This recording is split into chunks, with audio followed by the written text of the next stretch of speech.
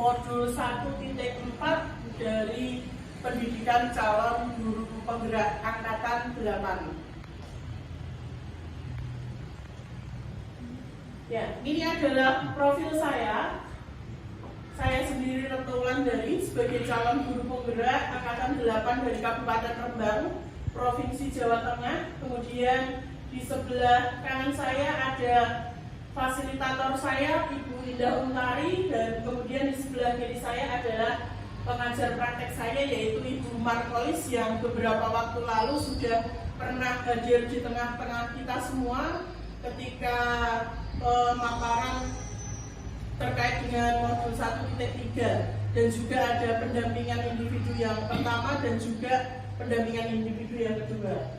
Kemudian selanjutnya, nah ini modul 1.4 terkait dengan budaya positif.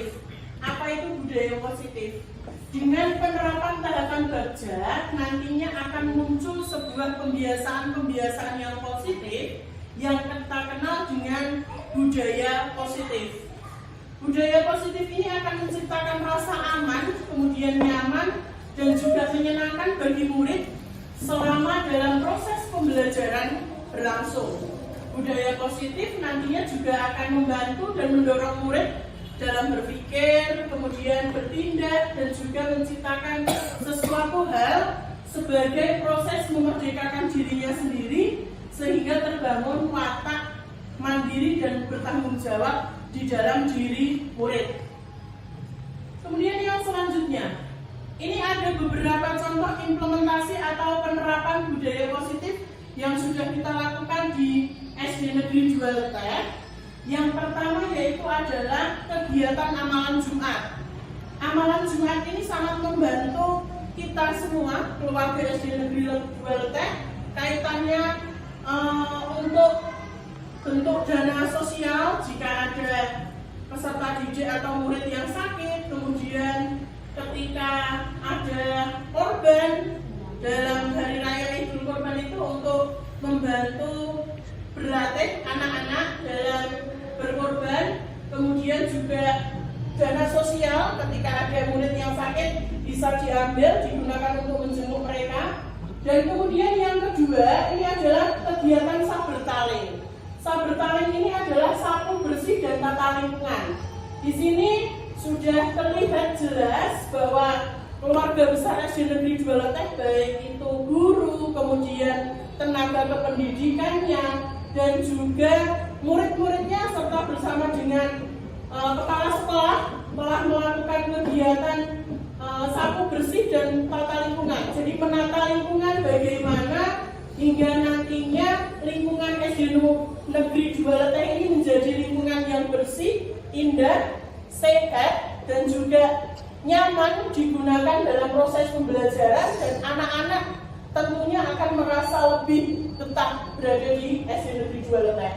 Kemudian yang ketiga, ini adalah kegiatan memilah dan memilih sampah. Ini merupakan salah satu bentuk wujud kegiatan yang dilakukan oleh siswa SD Negeri 2 Letek yang kaitannya nantinya akan mewujudkan karakter anak yang peduli lingkungan. Dengan anak memilah dan memilih sampah, mana sampah organik, mana yang sampah anorganik, itu akan memudahkan kita semua, warga sekolah, baik itu guru, kemudian tenaga kependidikannya, penjaga sekolahnya, dan juga murid, untuk melakukan proses daur ulang. Kemudian selanjutnya, implementasi yang keempat yaitu adalah kegiatan daur ulang sampah. Ini adalah contoh anak-anak dengan hasil karya yang didapatkan. Ini ada kotak sampah yang berasal dari kardus-kardus bekas. Kemudian ini ada pot bunganya. Ini adalah juga hasil dari daur ulang sampah, botol dan gelas-gelas minuman. Kemudian ini adalah bunga yang sudah dihasilkan oleh anak-anak didik kita, berasal dari daur ulang sampah plastik, sedotan, kemudian plastik-plastik dimanfaatkan mereka untuk membuat daun dan juga bunganya. Ini merupakan satu bentuk budaya positif yang ada di sekolah kita SD Negeri Dualtek, dan salah satu tujuannya untuk apa? Kenapa harus didaur ulang? Karena daur ulang ini nantinya akan dapat mengurangi sampah plastik yang ada di sekitar kita. Karena anak-anak tahu bahwa sampah plastik itu sulit untuk terurai, sehingga mereka membuat daur ulang sampah. Kemudian kegiatan yang berikutnya yang kelima yaitu adalah karawitan. Karawitan ini semua pemainnya adalah berasal dari anak-anak SD Negeri Dualtek. Ini juga merupakan salah satu bentuk budaya positif yang ada di SD Negeri Dualtek. Kenapa hal ini menjadi satu budaya positif? Karena dengan bermain karawitan ini, anak-anak memiliki rasa kearifan lokal dan ikut melestarikan budaya daerah. Karena untuk saat ini banyak sekali budaya-budaya asing yang mulai masuk ke Indonesia, sehingga menyebabkan budaya daerah ini makin lama makin terkikis di dalam jiwa generasi penerus bangsa. Nah, dengan anak bermain karawitan seperti ini akan memupuk rasa cinta akan budaya daerah, cinta akan nilai-nilai kearifan lokal, walaupun banyak budaya-budaya luar yang masuk di Indonesia. Kemudian selanjutnya yang keenam yaitu adalah tari barong. Tari barong ini juga hampir sama dengan karawitan, yaitu tujuannya adalah agar nantinya anak memiliki karakter yang peduli akan budaya daerah dan juga punya rasa cinta yang lebih terhadap budaya daerah dan memiliki nilai kearifan lokal. Kemudian selanjutnya masih dengan implementasi budaya positif yang ada di SD Negeri Dualtek, yaitu adalah kegiatan 5S. Senyum, anak-anak ketika bertemu dengan temannya, ketemu dengan gurunya, guru dengan guru, kemudian dengan tenaga kependidikan, murid dengan kepala sekolah dengan guru, itu saling memberikan senyum. Karena menurut agama yang kita anut yaitu agama Islam, non sewu untuk yang agama non Muslim, itu bahwa senyum merupakan salah satu bentuk ibadah seperti itu. Jadi dengan senyum saja kita sudah memberikan rasa tentrem, ayem di dalam hati orang lain seperti itu. Terus kemudian setelah senyum yang kedua, setelah senyum kita tebarkan, kita akan memberikan salam dulu, sapa, kemudian sopan dan santun seperti itu. Itu kegiatan 5S yang sepertinya kecil, tetapi makna yang terkandung di dalamnya sangat-sangat besar. Yaitu apa? Dengan kegiatan 5S ini, secara tidak langsung kita peduli terhadap orang lain. Kita punya jiwa sosial dengan orang lain karena kita tahu bahwa apa? Bahwa manusia ini adalah makhluk sosial. Kita tidak dapat hidup sendiri. Kita masih memerlukan bantuan dari orang lain, sehingga kita hendaknya punya rasa rasa empati, rasa simpati, kemudian rasa bersosialisasi dengan orang lain seperti itu. Kemudian yang selanjutnya adalah kegiatan upacara. Kegiatan upacara ini juga merupakan salah satu bentuk penerapan budaya positif yang ada di SD Negeri Dualtek. Karena apa? Karena dengan kita mengikuti upacara bendera ini, kita dapat membentuk karakter disiplin anak. Kemudian meningkatkan rasa nasionalisme, yaitu cinta tanah air. Karena dengan upacara bendera ini kita bisa mengingatkan bahwa perjuangan untuk menuju ke kemerdekaan ini tidak mudah. Semua butuh perjuangan. Bahkan para pahlawan ini sampai mempertaruhkan nyawa saat merebut kemerdekaan. Nah, sekarang anak-anak tinggal membangun, mengisi kemerdekaan, dan salah satunya untuk menghargai jasa para pahlawan yaitu adalah dengan mengikuti upacara bendera dengan tertib dan hikmat. Kemudian yang selanjutnya, bentuk implementasi budaya positif di SD Negeri Dualtek yang ke-9 yaitu adalah pembuatan mading, majalah dinding. Dan ini kebetulan yang tampil di dalam gambar yang saya sajikan ini adalah anak-anak kelas 1 yang mencoba membuat poster. Posternya ini adalah terkait tentang menjaga kelestarian lingkungan. Kemudian selain tentang poster menjaga kelestarian lingkungan, Madin yang ada di SD Negeri 2 Letek ini juga diisi berbagai macam hasil kreativitas siswa, hasil kreasi siswa. Antara lain ada wayang, kemudian ada gambar-gambar yang bertemakan kesehatan, kemudian ada puisi untuk guru dan lain sebagainya. Masih banyak lagi yang ada di dalam pajangan majalah dinding SD Negeri 2 Letek. Kemudian masih dengan implementasi budaya positif di SD Negeri 2 Letek yang ke-10 yaitu adalah adanya sholat duha berjamaah. Ini dilakukan di musola kita. Sholat duha dilakukan bersama-sama dengan anak dan pastinya kegiatan ini dengan pendampingan Bapak Ibu Guru SD Negeri 2 Letek. Kemudian yang selanjutnya adalah kegiatan pramuka. Pramuka ini juga merupakan salah satu bentuk kegiatan positif, budaya positif yang ada di SD Negeri 2 Letek. Ini juga sangat bagus untuk membentuk karakter anak yang cinta lingkungan, kemudian disiplin, kemudian nasionalisme. Ini bisa kita wujudkan dari pramuka. Bahkan untuk memiliki karakter religius juga bisa, karena sesuai dengan dasa dharma dan dwi dharma. Kemudian selanjutnya yaitu adalah Jumat bersih. Jadi kita punya kegiatan juga yang Jumat bersih. Kegiatan ini dilakukan 1 minggu 1 kali. Setiap hari Jumat anak-anak membersihkan lingkungan sekitar, baik itu di dalam kelas, kemudian di halaman, kemudian di lingkungan sekitar yang ada di SD Negeri 2 Letek. Anak-anak ini berkolaborasi kerjasama, gotong royong dengan guru dan juga tenaga kependidikan serta penjaga sekolah yang ada di SD Negeri 2 Letek.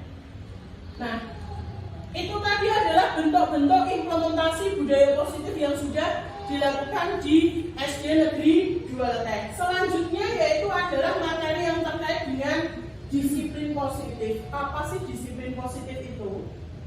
Disiplin positif adalah cara penerapan disiplin yang mengajarkan anak untuk bertanggung jawab dan juga menumbuhkan kesadaran diri berdasarkan nilai-nilai kebajikan universal dan memiliki motivasi intrinsik. Motivasi intrinsik itu apa? Motivasi yang tumbuh dari dalam diri murid itu sendiri, bukan motivasi yang berasal dari luar. Kalau motivasi yang berasal dari luar, ketika motivasi itu tidak ada di depan atau di sekitar anak, mereka akan tidak melaksanakan nilai-nilai kebajikan universalnya. Tapi ketika motivasi itu tumbuhnya dari dalam, tanpa pendampingan, tanpa arahan, mereka akan secara mandiri melaksanakan apa-apa yang menurutnya itu adalah positif dan baik bagi mereka. Itu motivasi intrinsik. Kemudian selanjutnya, nilai-nilai kebajikan universal. Tadi ketika kita memahami tentang disiplin positif, ada kalimat nilai kebajikan universal. Nilai kebajikan universal ini apa toh Mbak? Nilai kebajikan universal ini adalah sifat positif yang ada di dalam tubuh manusia yang merupakan tujuan mulia yang ingin dicapai oleh setiap individu. Apa saja kebajikan universal itu contohnya? Contohnya antara lain beriman dan bertakwa kepada Tuhan Yang Maha Esa serta berakhlak mulia. Apa yang bisa dilakukan? Sholat duha berjamaah, kemudian mungkin sholat duhur, kemudian ada membaca Asmaul Husna ketika di sekolah, kemudian berlatih hadroh, berjanjian itu di sekolah. Ini bisa masuk di dalam beriman dan bertakwa kepada Tuhan Yang Maha Esa. Untuk yang non-muslim, beribadah ke gereja, kemudian membaca Alkitab, itu juga bisa masuk di dalam nilai-nilai kebajikan universal yang bagian beriman, bertakwa, dan kepada Tuhan Yang Maha Esa, dan juga berakhlak mulia. Kemudian nilai kebajikan contoh yang kedua yaitu adalah mandiri. Mandiri ini bagaimana? Mandiri ini adalah dengan ide dan gagasannya sendiri, kemauannya sendiri, tanpa dorongan dari orang lain, mereka akan mau melakukan sesuatu. Itu adalah mandiri. Atas inisiatifnya sendiri. Ngapain? Oh, di sini aja. Jadi ketika saya itu berkeliling di sekolah, saya menemukan satu anak ini, padahal anak ini adalah anak-anak kelas 1. Nah, dia memungut sampah. Mungkin ada rekannya yang lupa membuang sampah pada tempatnya, dibuang sembarangan, dan dia tahu memergokinya. Kemudian si anak ini mengambil sampah tersebut dan dimasukkanlah ke tong sampahnya.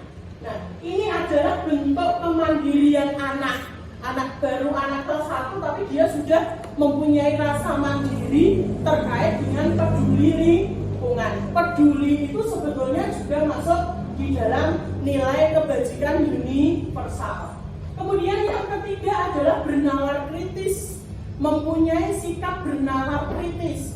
Ini bisa ditunjukkan dari kegiatan pembelajaran yang ada di kelas. Anak-anak bisa berdiskusi, menggali sebuah informasi, menggali sebuah pengetahuan baru, bereksplor. Ini ketika pembelajaran. Kemudian selanjutnya adalah berkebinekaan global. Dengan sikap dan karakter berkebinekaan global, nantinya diharapkan anak-anak ini mampu menghormati dan menerima setiap keragaman perbedaan yang ada di Indonesia, terutama dalam lingkup kecil adalah sekolah. Mereka akan mau menghormati, menghargai toleransi antar umat beragama, kemudian antar suku dan antar ras yang ada di sekolah. Mereka akan menganggap sebuah perbedaan itu adalah kekayaan yang kita miliki, bukan sebagai sumber penghambat, melainkan sumber budaya yang ada di Indonesia.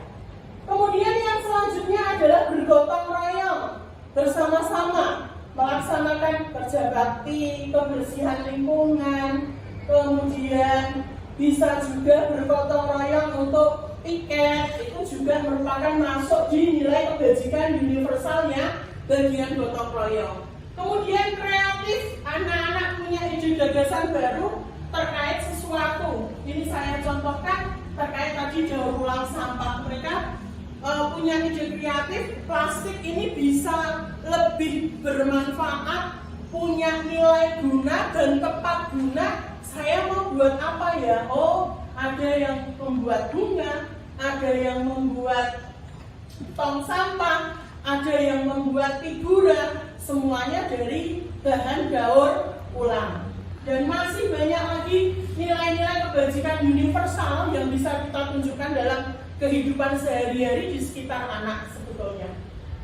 Kemudian yang selanjutnya yaitu adalah teori motivasi, hukuman dan penghargaan. Teori motivasi, ada 3 motivasi yang mempengaruhi perilaku manusia. Yang pertama, motivasi yang pertama yaitu adalah untuk menghindari ketidaknyamanan atau hukuman. Jadi misalnya Pak Sinar datang tepat waktu, motivasinya apa? Biar saya tidak kena hukuman, biar saya tidak kena sanksi. Itu masuk di teori di motivasi yang pertama. Kemudian yang kedua, untuk mendapatkan imbalan atau penghargaan dari orang lain. Misalnya Bu Fadil mengikuti lomba guru berprestasi misalnya, tujuannya untuk apa? Biar saya mendapat penghargaan. Saya kalau juara, saya akan dapat piagam penghargaan, dapat hadiah, dapat piala. Ini merupakan satu bentuk motivasi perilaku manusia yang kedua. Tujuannya untuk mendapatkan imbalan ataupun penghargaan. Kemudian yang ketiga, untuk menjadi orang yang mereka inginkan dan lebih menghargai diri sendiri dengan nilai-nilai yang mereka percaya.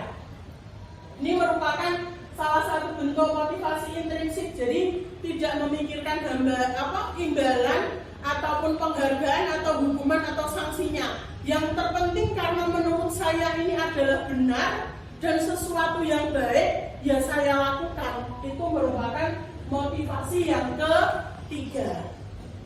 Kemudian yang berikutnya adalah hukuman dan penghargaan.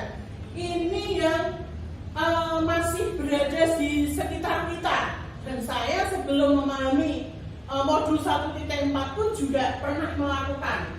Hukuman itu adalah bentuk pengendalian yang bersifat satu arah, tidak terencana, memaksa dan menyakitkan dengan menciptakan identitas gagal. Jadi hukuman dan penghargaan ini merupakan dua bentuk disiplin untuk mencapai kedisiplinan, tetapi dengan identitas gagal.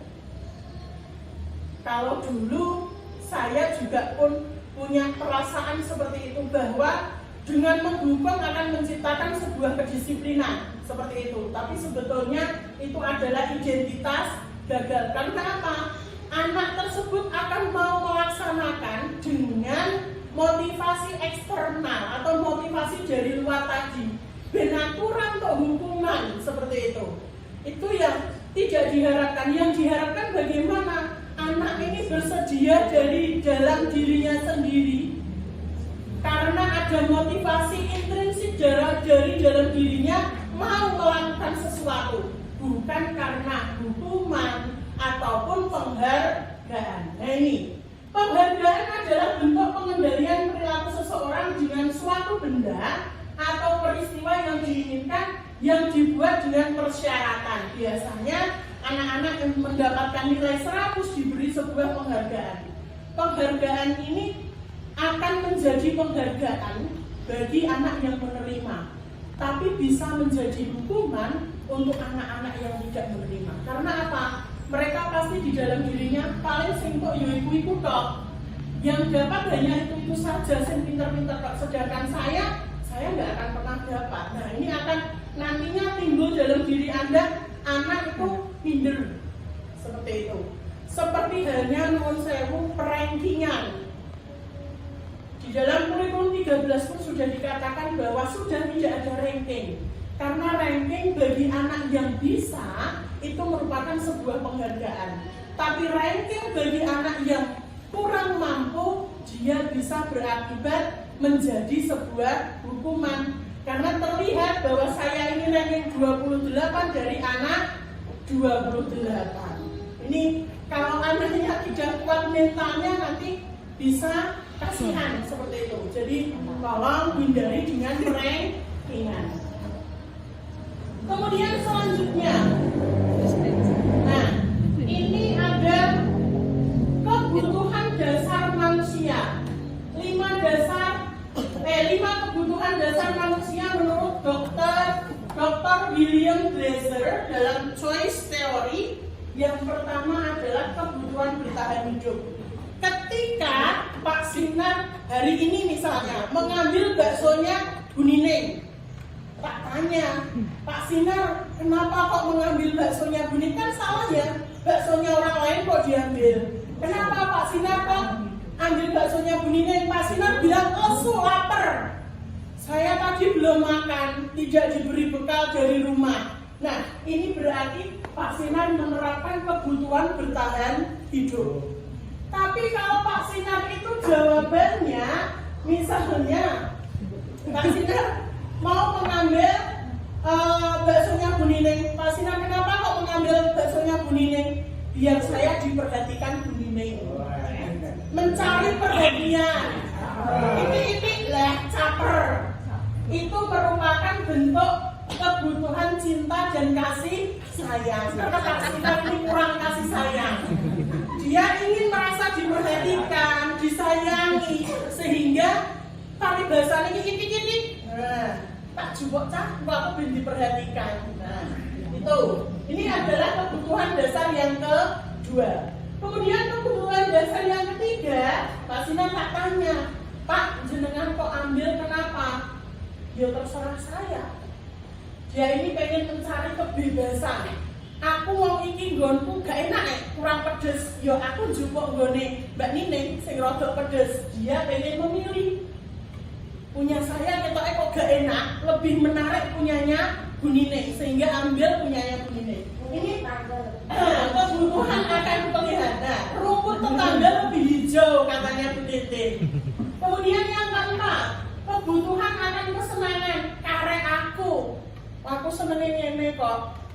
Aku senengnya sing iki gitu lah. Ini adalah kebutuhan kesenangan. Dan yang terakhir adalah kebutuhan akan penguasaan. Jajal tak jupuk wani aku opora. Lah itu berarti dia ingin menunjukkan sebuah kemampuannya, kekuasaannya. Coba Bu Nining kalau baksonya tak ambil, dia berani tidak lawan saya. Itu berarti kebutuhan akan penguasaan. Beliau ingin menguasai, pengen menunjukkan iki loh saya, ini loh kemampuan saya. Atau mungkin anak-anak ketika mendapatkan juara itu dia adalah kebutuhan akan penguasaan, pengakuan atas kemampuan. Di sini ada beberapa contoh. Ini ada ini adalah kegiatan saat Hari Pendidikan Nasional. Anak-anak memakai baju adat, anak-anak bebas memilih sesuka hatinya berdasarkan kesenangannya. Dia juga punya kebutuhan akan kebebasannya. Dia mau memakai baju adat apa nih. Kemudian yang ini, anak-anak juga bisa memiliki salah satu bentuk ekstrakurikuler yang ada di SD Negeri 2 Letek. Ini anak-anak menarikan tari barong. Padahal masih banyak lagi kegiatan ekstrakurikuler yang ada di SD Negeri 2 Letek, tapi anak-anak memilihnya ini karena mereka ingin mewujudkan kebutuhan akan pilihan, kebebasannya. Dan yang ini adalah anak-anak bermain bersama dengan teman-temannya di dalam kelas saat jam istirahat. Ini merupakan kebutuhan akan kesenangan karena kodrat anak sejatinya adalah bermain. Kemudian selanjutnya yaitu adalah keyakinan kelas. Keyakinan kelas, keyakinan itu adalah sebuah nilai-nilai kebajikan universal yang disepakati secara tersirat dan tersurat, lepas dari latar belakang suku, negara, bahasa maupun agama. Keyakinan kelas itu juga dapat dikatakan sebagai kesepakatan kelas yang dibuat berdasarkan nilai-nilai kebajikan universal. Jadi kesepakatan kelas, keyakinan kelas itu kalau dulu kita kenal dengan namanya tata tertib atau aturan di dalam kelas. Kalau sekarang lebih bagusnya, lebih baiknya, alangkah etisnya jika kita menyebut sebagai keyakinan kelas. Keyakinan kelas ini kita temukan bareng-bareng bersama dengan anak-anak. Ini ada beberapa contoh gambar ketika kita membuat keyakinan kelas. Anak-anak akan senang mengutarakan apa saja keyakinan-keyakinan kelas yang akan kita wujudkan seperti itu. Kemudian selanjutnya 5 posisi kontrol guru. 5 posisi kontrol guru ini juga berkaitan dengan tupoksi kita sebagai guru. Setiap hari kita mengalami hal ini, yaitu yang pertama pendukung, yang kedua teman, yang ketiga pembuat rasa bersalah, yang keempat pemantau, dan yang kelima adalah manajer. 5 posisi kontrol guru sebagai penghukum itu bagaimana? Yang pertama, nada suaranya tinggi, bentak-bentak, bahasa tubuhnya, matanya melotot, kemudian jari dengan menunjuk-nunjuk, menghardik. Nah, ini untuk saat ini diharapkan untuk dihindari seperti itu. Kemudian yang kedua, teman. Nada suaranya ramah, lebih dekat dengan anak, akrab, bercanda, bahasa tubuhnya merapat pada murid, mata dan senyumnya jenaka. Ini Pak Sinar biasanya seperti ini ya Pak ya, teman, menganggap murid sebagai teman. Kemudian ini juga ada dampak negatifnya. Kemudian membuat rasa bersalah, nada suara memelas, kemudian halus, sedih, bahasa tubuhnya merapat pada anak, lesu. Ibu Fadil biasanya bisa ini untuk pembuat rasa bersalah ya Bu Fadil. Kemudian yang pemantau, suaranya datar, bahasa tubuh yang formal, datar-datar saja. Bu Tintin, iya Bu Tintin. Kemudian yang kelima adalah manajer. Nada suaranya itu tulus, bahasa tubuh tidak kaku dan mendekat ke murid. Nah, mana yang paling ideal dari kelima ini? Kita lihat. Nah, penghukum. Seorang penghukum bisa menggunakan hukuman fisik maupun verbal.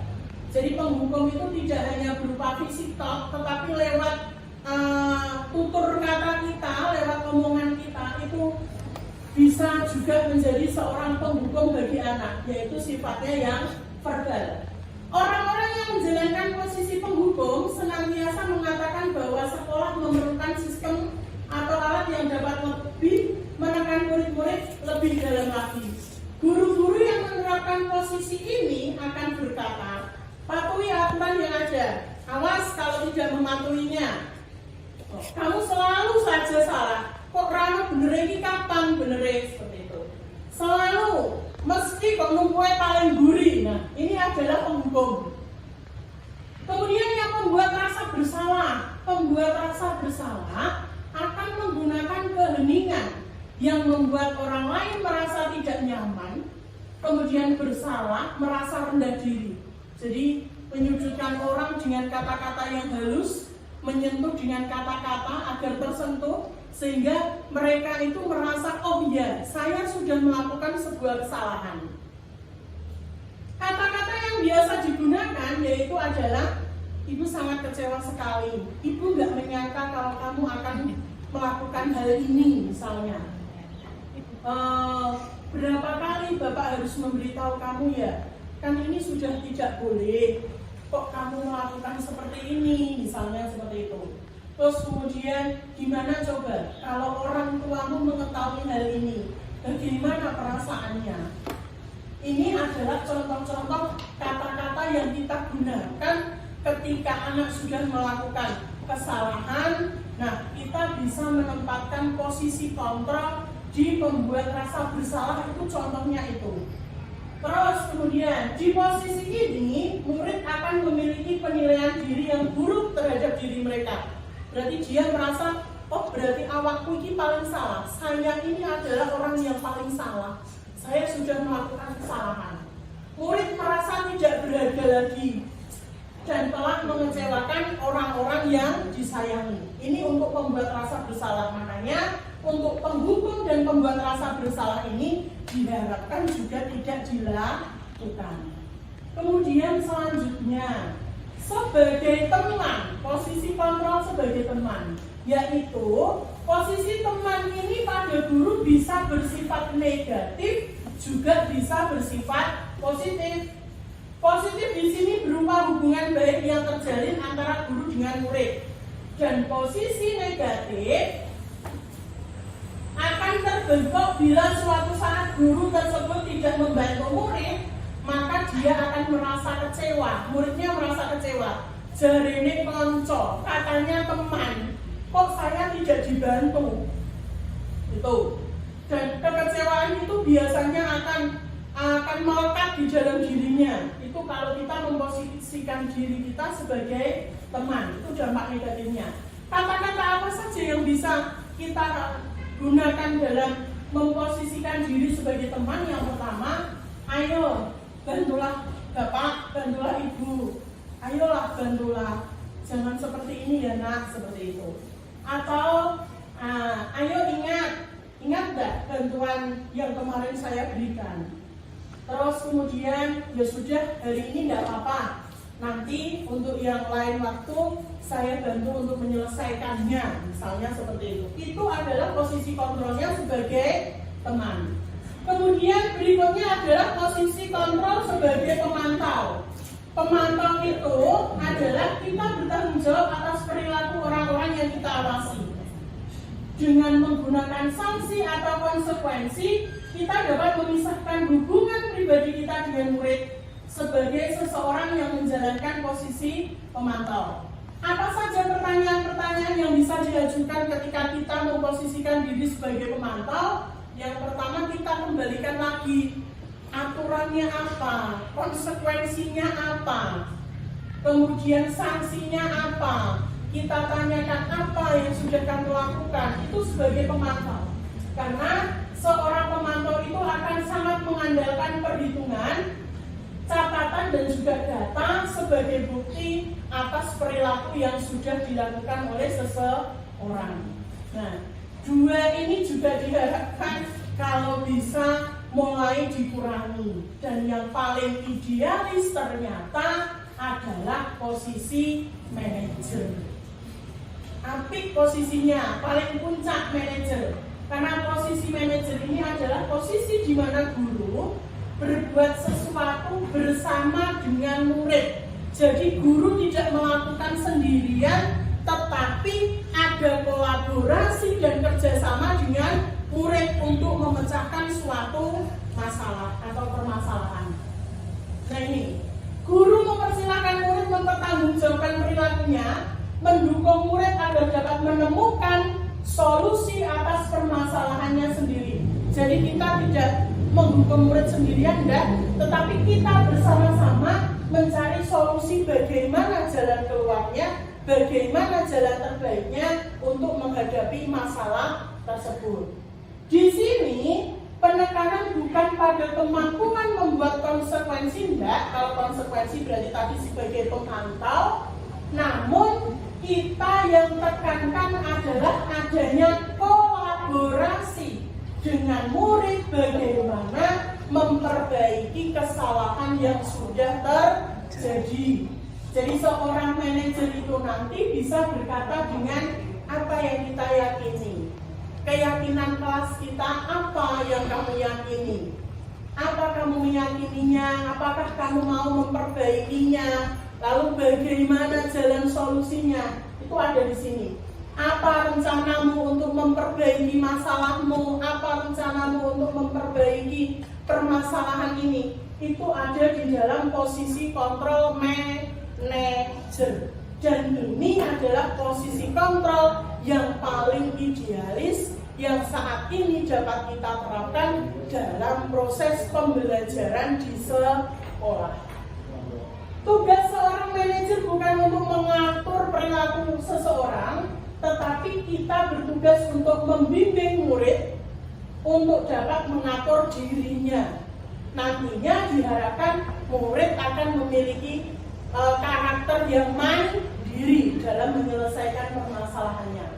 Seorang manajer bukannya memisahkan murid dari kelompoknya, enggak, tetapi kita hendaknya mengembalikan murid ke dalam kelompoknya dengan karakter yang lebih kuat. Kuat di sini dalam arti baik dan positif karakternya, bukan yang negatif. Inilah yang diharapkan dalam posisi kontrol guru dalam kehidupan di sekolah bersama dengan murid. Selanjutnya adalah segitiga restitusi. Apa tuh Mbak segitiga restitusi? Aku ya lagi kenal ya. Segitiga restitusi yaitu adalah proses menciptakan kondisi bagi murid untuk memperbaiki kesalahan mereka sehingga nantinya mereka akan bisa kembali pada kelompok mereka dengan karakter yang lebih kuat. Berarti ini ada kaitannya dengan manajer. Kemudian tahap-tahap segitiga restitusi apa saja? Yang pertama yaitu adalah menstabilkan identitas. Menstabilkan identitas itu adalah mengubah identitas anak dari orang yang gagal karena melakukan kesalahan menjadi orang yang sukses. Biasanya kata-kata yang bisa kita lontarkan, ya, setiap orang punya permasalahan masing-masing. Seperti halnya Faisal misalnya pernah melakukan kesalahan. Ini ada di sini. Atau setiap orang pernah melakukan kesalahan. Di sini Bu Guru tidak ingin mencari siapa yang salah dan siapa yang benar.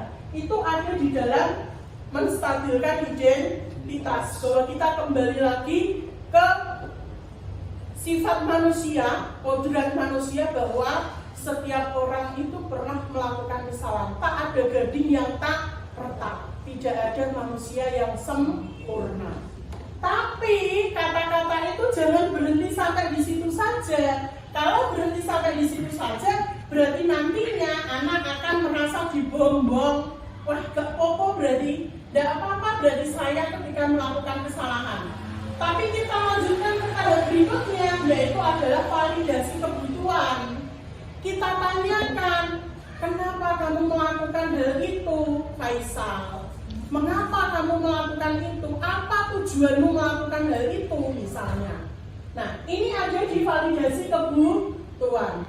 Kemudian setelah kita tahu permasalahannya, tahu tujuannya, tahu alasannya dia melakukan satu kesalahan itu, kita lanjutkan di tahap yang ketiga, yaitu menanyakan keyakinan.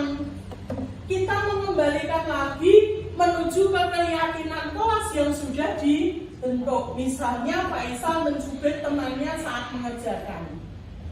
Ayo, apakah kamu ingat dengan keyakinan kelas kita? Ingat. Dengan mencubit teman, apakah kamu sudah melakukan keyakinan kelas? Belum. Keyakinan kelas apa yang dilanggar? Misalnya menghormati orang lain. Dengan mencubit apakah sudah menghormati orang lain? Tidak.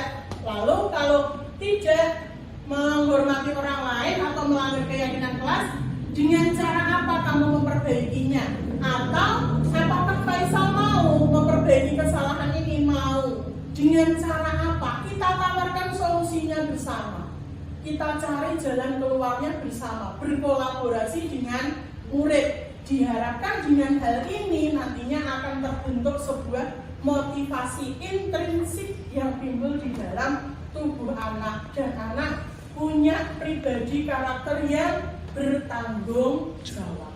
Itu tujuannya dari adanya segitiga restitusi. Disiplin positifnya, budaya positifnya akan terbentuk. Ini adalah contoh penerapan segitiga restitusi.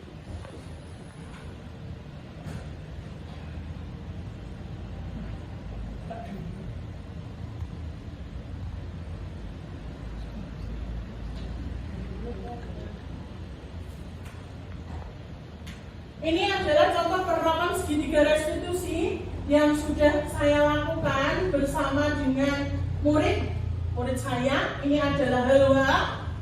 Jadi Halwa ini dia mencubit temannya saat mengerjakan soal. Saya tanya, kenapa Halwa mencubit temannya seperti itu? Tujuannya apa?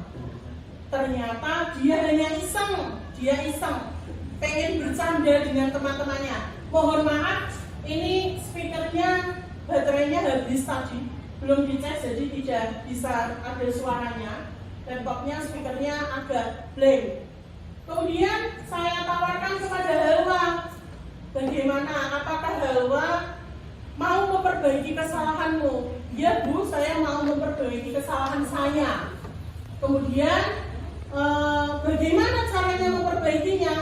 Dia mencoba akan segera meminta maaf kepada teman yang sudah dicubitnya tadi, dan juga berjanji tidak akan pernah mengulanginya lagi. Dia tidak akan mengulangi menggoda temannya, mencubit temannya, mengganggu temannya saat mengerjakan. Kemudian saya berkata kepada Halwa, baik, terima kasih Halwa karena Halwa sudah mengakui kesalahan dan mau untuk memperbaikinya, mau untuk meminta maaf, segera lakukan kembali ke kelas dan juga untuk mengikuti pelajaran kembali.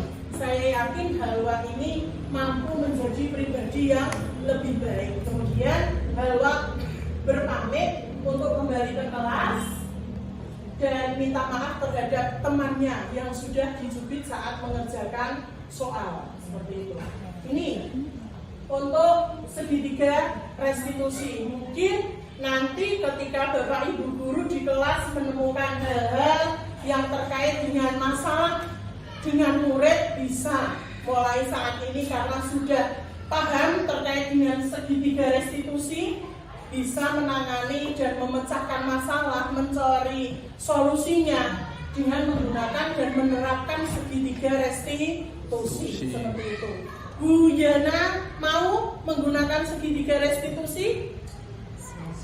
Alhamdulillah siap. Mantuk kok nggak apa-apa. Yang penting bagian mantuk itu bagian dari kemauan seperti itu. Salah satu usaha. Awal Niat. Ya, niat merupakan salah satu ibadah sudah mendapatkan pahala, sudah dicatat kebaikannya. Betul Bu Fadil. Ya mungkin ada yang lain terkait dengan segitiga restitusi. Bu Ayu yang senyum-senyum. Saya tersepona dengan video yang dilakukan Bu Retno dengan Halwa ya. Ya, ini bisa dicontoh ya Bu Ayu di dalam kelas. Kalau misalnya nanti Mas Dava bikin olah, nah itu. Karena Mas Dava ini merupakan salah satu murid kesayangannya Bu Ayu, ngoten nggih? Ya, terima kasih. Kemudian yang selanjutnya ini hal-hal penting untuk menerapkan budaya positif. Yang pertama, kolaborasi antara pihak sekolah dan orang tua murid. Nah, komunikasi, kolaborasi dengan orang tua murid itu sangat-sangat penting. Tanpa kolaborasi dengan orang tua murid, saya yakin tidak akan berhasil. Karena apa? Kita waktu di sekolah hanya beberapa jam. Selebihnya kita kembalikan ke orang tua. Jadi di rumah nantinya biar ada pendampingan dari orang tua. Kemudian yang kedua, nah ini kita sebagai orang dewasa, orang tua yang ada di sekolah hendaknya memberikan keteladanan. Jadi keteladanan dari orang tua, guru dan masyarakat ini juga sangat penting dalam penerapan budaya positif. Ketika anak melihat gurunya melakukan hal-hal yang positif, diharapkan anak juga dapat mencontoh apa yang sudah dilakukan oleh guru. Di rumah orang tuanya misalnya melakukan sesuatu hal yang positif, diharapkan dengan orang tua memberikan keteladanan, guru juga memberikan keteladanan, masyarakat juga memberikan lingkungan yang positif bagi anak, diharapkan penerapan budaya positif ini tidak akan mengalami tantangan dan kendala. Kemudian yang selanjutnya adalah konsistensi aturan atau keyakinan yang bersifat universal. Jadi diharapkan keyakinan yang ada secara menyeluruh ini konsisten, tetap berlakunya ajak, tidak berubah-ubah, tidak dinamis tapi konsisten dengan pemberlakuan keyakinan tersebut. Kemudian yang selanjutnya yaitu adalah simpulan dan harapan. Harapan saya dengan kita mempelajari modul 1.4 tentang budaya positif ini, saya sangat berharap adanya kontribusi dalam menerapkan kebiasaan-kebiasaan baik yang akan menjadi karakter-karakter baik. Jadi diharapkan adanya pembiasaan, lambat laun akan jadi pembudaya, akan jadi membudaya. Nek wis membudaya berarti akan tertanam dalam diri anak sehingga menjadi karakter yang baik dalam membangun budaya positif. Karena apa? Karena saat ini karakter-karakter anak semakin lama semakin mundur. Jadi kalau dulu waktu saya bersekolah, tahu gurunya datang dengan sepeda, karena dulu guru-gurunya naiknya sepeda, keberatan membawa tas, kita berbondong-bondong rebutan untuk membawakan tasnya. Tapi anak-anak sekarang tahu gurunya membawa tas, keberatan, malah tertawa terbahak-bahak. Tidak punya inisiatif, tidak punya rasa kemandirian, tidak punya ide atau gagasan bagaimana ya saya dapat meringankan guru saya. Anak-anak sekarang seperti itu. Nah, semoga kedepannya setelah kita mempelajari tentang budaya positif dan memberikan keteladanan dalam diri murid-murid kita, anak-anak SD Negeri 2 Leteh ini bisa menerapkan budaya dan karakter melalui pembiasaan-pembiasaan yang positif. Kemudian selanjutnya, perlu adanya kontribusi dan kolaborasi semua pihak agar budaya positif terbangun. Kontribusi, kolaborasi, yang tadi sudah saya sampaikan, kolaborasi antara guru, orang tua, dan juga masyarakat kita bangun dengan baik, kita jalin komunikasi, nantinya diharapkan penerapan budaya positif ini tidak menjadi kendala dalam tubuh kita dalam sekolah SD Negeri 2 Letek. Kemudian, ini memang bukan hal yang mudah untuk membiasakan sesuatu yang baru, untuk mengubah sebuah kebiasaan yang sudah kita anggap ketoknya apik, sepertinya bagus, tapi diubah dengan sesuatu hal yang baru, ini tidak mudah, butuh waktu, tidak semudah membalik telapak tangan.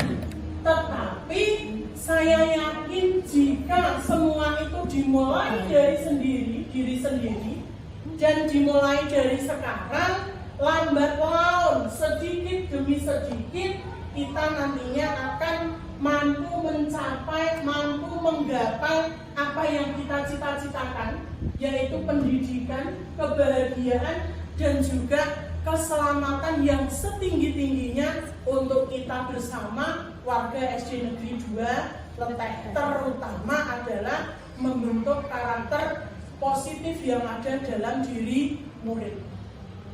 Itu adalah harapan dan simpulan dari setelah saya mempelajari modul 1.4. Selanjutnya, terima kasih, salam guru penggerak, sehat dan bahagia untuk kita semua. Kita beri tepuk tangan. Monggo, jika ada yang bertanya, dipersilakan.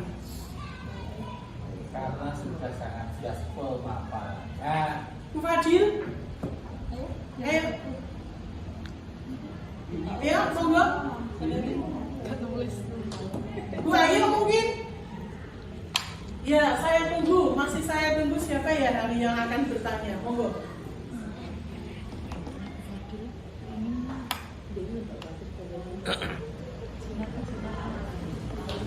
Bu Tintin mungkin? Ayo Bu Tintin, tadi yang apresiasinya lumayan bagus ya, rumput tetangga lebih hijau.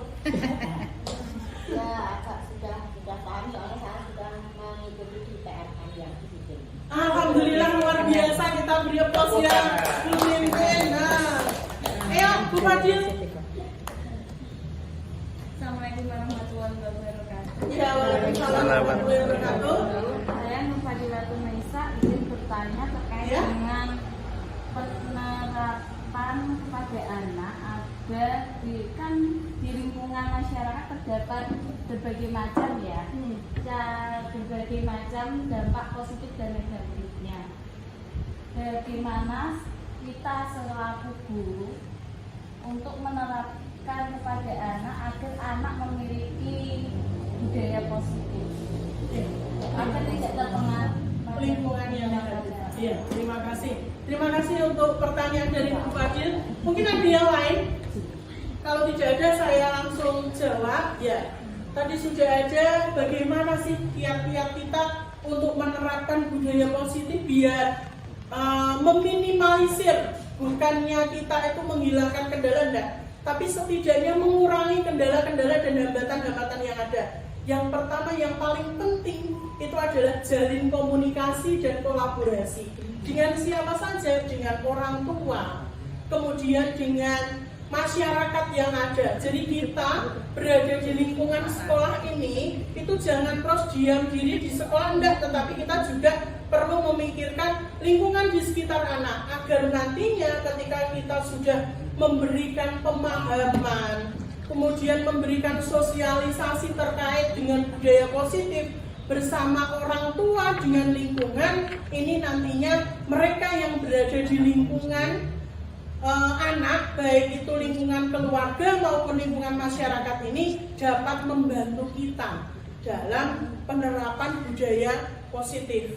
Jadi untuk hal-hal yang negatif bisa sedikit diminimalisir. Itu yang pertama, jalin komunikasi dan kolaborasi. Yang kedua, kita berikan bekal untuk anak bahwa yang ada di sekitar kita itu bukan hanya hal-hal yang positif toh, tetapi semua yang ada di sekitar kita itu pasti ada positif dan negatifnya. Nah, kita ambil yang positif dan kita jauhi yang negatif. Bekal kepada anak ini juga penting. Dan yang ketiga, tingkatkan keimanan dan ketakwaan kepada Tuhan Yang Maha Esa. Ketika anak ini punya rasa iman dan takwa, maka sehingga mereka akan dapat menepis hal-hal yang negatif di sekitar mereka. Seperti itu Bu Fadil, mungkin ada tambahan ataupun saran ataupun kritik dari teman-teman yang lain. Monggo. Terima kasih. Seperti itu Bu Fadil. Yang lain mungkin ada tambahan ataupun kritik dan saran. Pas, terima kasih. Demikianlah penyampaian diseminasi saya terkait dengan modul 1.4 budaya positif.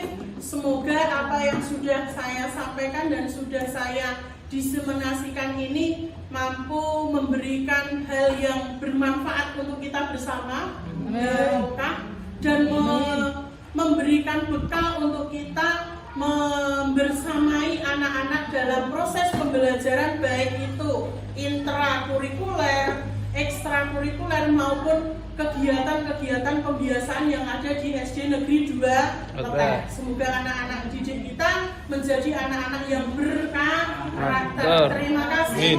Billahi taufiq wal hidayah. Wassalamualaikum warahmatullahi wabarakatuh. Assalamualaikum warahmatullahi wabarakatuh.